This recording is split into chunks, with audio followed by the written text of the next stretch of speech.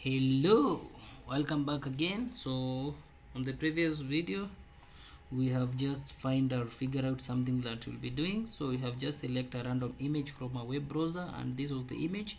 So we'll be using this image and try to design the same login page, member login page, for our second application. As I said, this will be basic programs or basic applications that we'll try to build on Android Studio. Feel free to expand this knowledge and try to research more on how to come up with beautiful design and other things, but for now we'll just have this is a basic knowledge for those who want to start on Android or building application on Android Studio. This is a good start, this is a good point. So it's good to know the basic. First of all, you just need to understand the basic, and then after that it will be easy for you to be able to expand your knowledge or expand or engage in complex project in future. But for now, let's stick on this simple project. So next thing we need to create a different project, or you can feel free to modify this project, but because the purpose of learning, it's good to start something afresh. So we'll go ahead at the top left corner, click on menu, and then click on new. Then we'll create a new project. So we're gonna navigate, make sure the template is for phone templates, for the templates for phone and tablet. Remember to select an empty view activity. Then once you're done, click on next. Name your application. For this application, you have an image name, membership login. So let's call this as the app name of our project. So let's call our project member. We call it member login, like that. So we'll call it member login.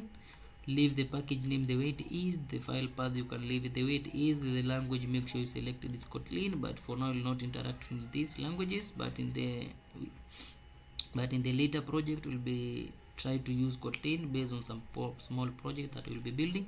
Then click on finished, and we will start our new project. Then let's close the previous one, we don't need it anymore, and we left with the one that we'll be working on. So this is our project that we'll be working on. Let me minimize this, but we'll be following that design. Then let's open this on our full screen. As usual, give it time to build. Ensure you have a strong connection. Sometimes this to build it may take quite a number of seconds or minutes depending on your machine.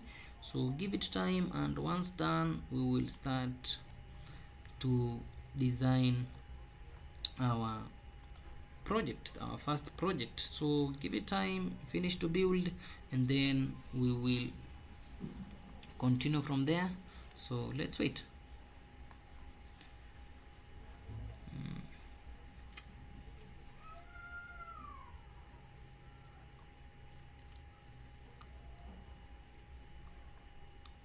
Again, some things. So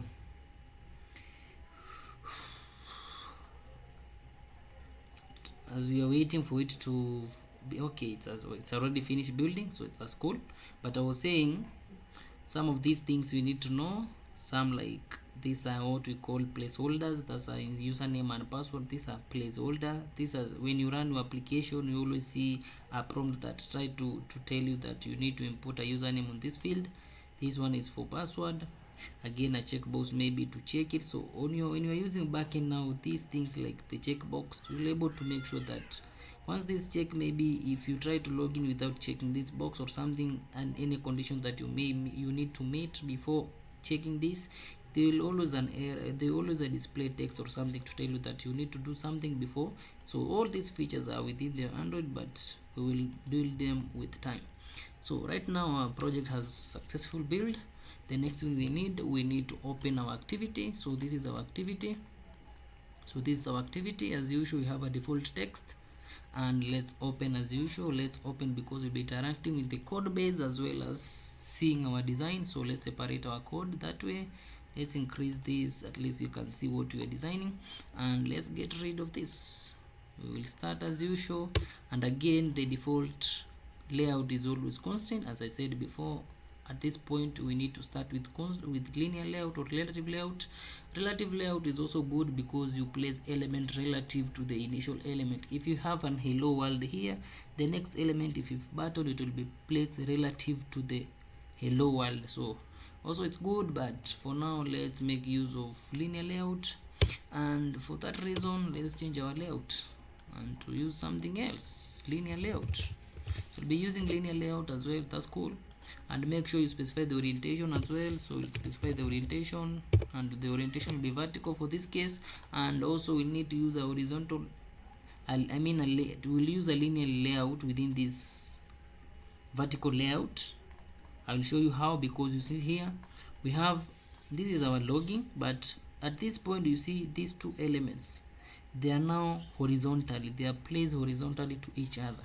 This is now where it will making sense for us, because we know linear layout, it is placed element at below of each other in a sequential manner. So at this point you see this element has been positioned here, so we'll need to use, at this point we'll be using another linear layout, at this point we'll be using another linear layout that will be of horizontal. So let's first start on the at the point point. So you need to have a text login, so let's do that. So let's come below here and create our first text. So create a text view, and this text view, as I said, always remember to use wrap content. It will simply take the length of the text, then close that, is a self-closing tag, close that, and then specify your text.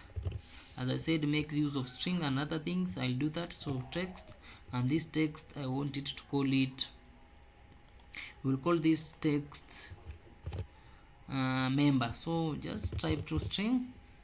Right now it's not existing, but we'll solve that. So write string and our text will be member. So we have that. Right now it's showing error because it's looking for a string with this name member, and it doesn't see it because we have not yet initialized that. So let's go to values and string, then within our string let's create another string here, and within this string we'll create a string. So string, it will be member, so change this to be member, and yeah, member, and then our text, it will be member logging. Well, as it's the same thing because we called our app name is member login. Also that text will be member login, so there's no need of changing that. It's okay with that. Click on save, and let's back to our design, and now you see member login. It is now able to capture that there is this name existing in our string.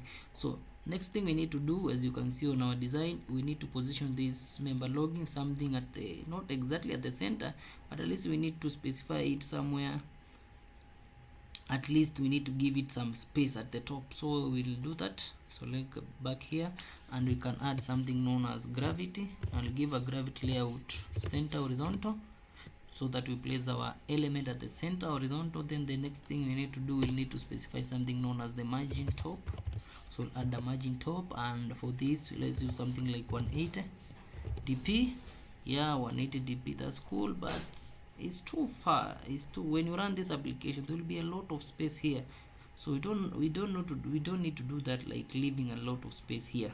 So instead we rather have a lot of space at the bottom because it's normal, and we may need to add some extra components. So instead of having a bigger space at the top, let's have something like 100. Yeah, something like that is cool, that's better. And then the next thing we need to do, we need to change the size. So just simply type the text size, and it will have a text size of, let's predict something like 24 dp. 24 dp looking too big, let's have 22. You see, try to follow this. Yeah, 22. Yeah, 22 is good. 22 is good. And then we have another text, this warning, you are supposed to using SP. That's correct. If you're for text, use SP. For other things like size, length, use DP. So SP is as well is gone. And then the next thing we need to do, I'm not sure if we need to add any bold. I don't sure, but we can add it because it doesn't have impact. So let's have a font family. First of all, we're using a font family of sans serif contents. That one, I do love using that font. And then we can use a text style of bold. Use bold, that way it's not bad. Also, another thing we may need to use, that's okay, I think it's okay. and that's cool. Now we have designed our text style. Now the next thing we need to do, we need to go ahead and design our inputs. So these are our inputs. These are two inputs field. We have the input for username and input for password. So we'll go ahead and do that. So let's minimize that and add. So every time we have to make sure that everything we are building it's within the linear layout. As you can see here, we are within this linear layout. So anything, any element, they will be inside this linear layout. So make sure always, because if you try to build this thing, let's cut this and bring it outside this linear layout. If you try to build it here, there will be an error because this component is not recognized anymore. It should be inside within this the default linear layout. So make sure every time you are within this linear layout. So let's undo that. So that's okay, and then let's proceed. So the next thing also, we need to be create another component here. It will be our first user input, and also should be inside within, it should be inside but outside this, because we have finished creating this text view. Then we close that element is done. We need another element, and again you can see here it's okay, it's cool because it's just a text view. Now we need to create another one, which is an input field. This is an input field where a user can input something like their username. They can put another input like be of type password, whereby a user can type password, and that's what we want to achieve here. So we'll go ahead and create something known as an edit text.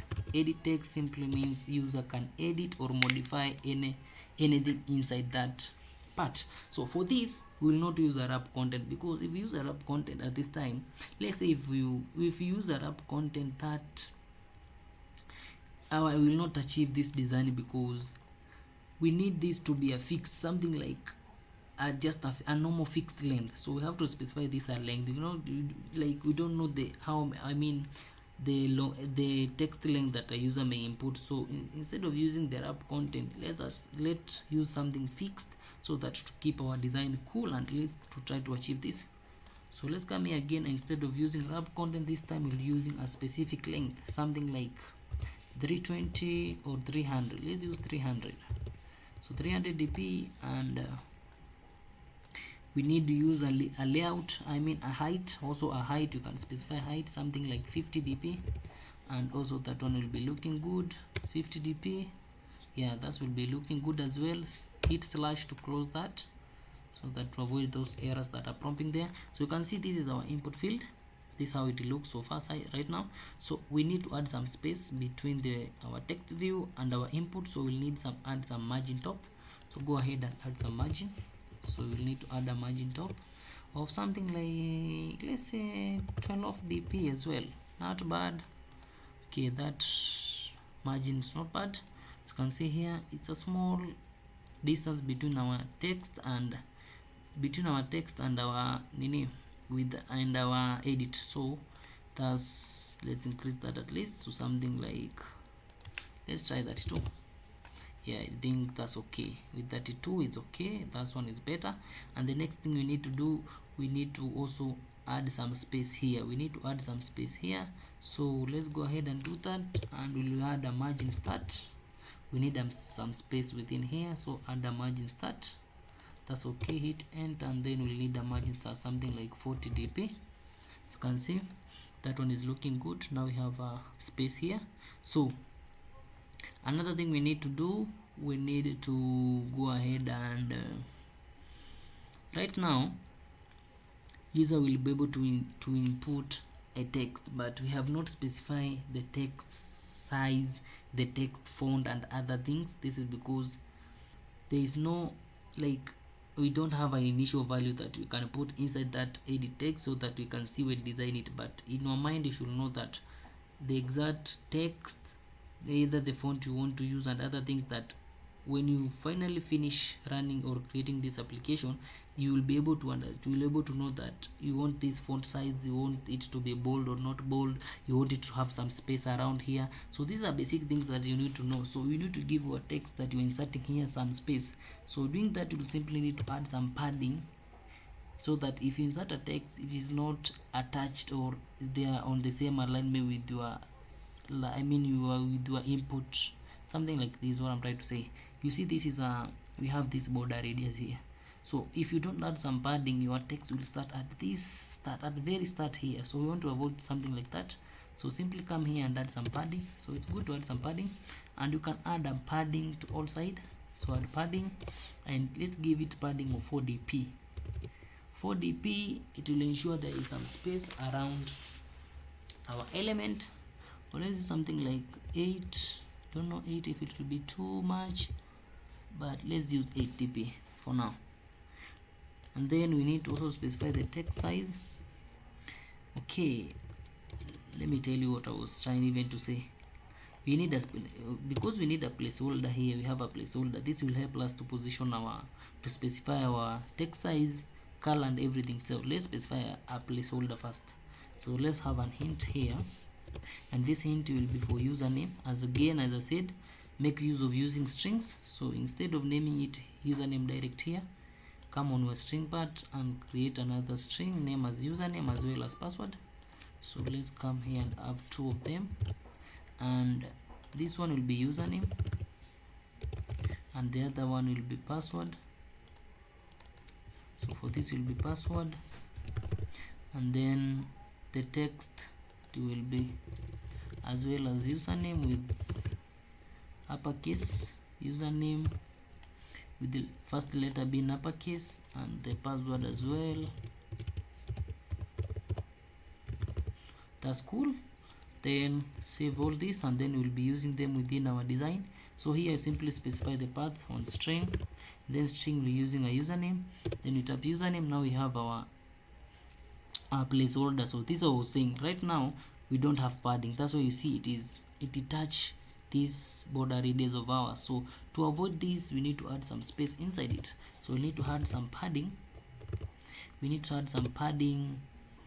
have to add some padding of, let me use 10 dp, something 10 dp. You can see, so you see there is a space, this is a space that it has shifted a little bit away from our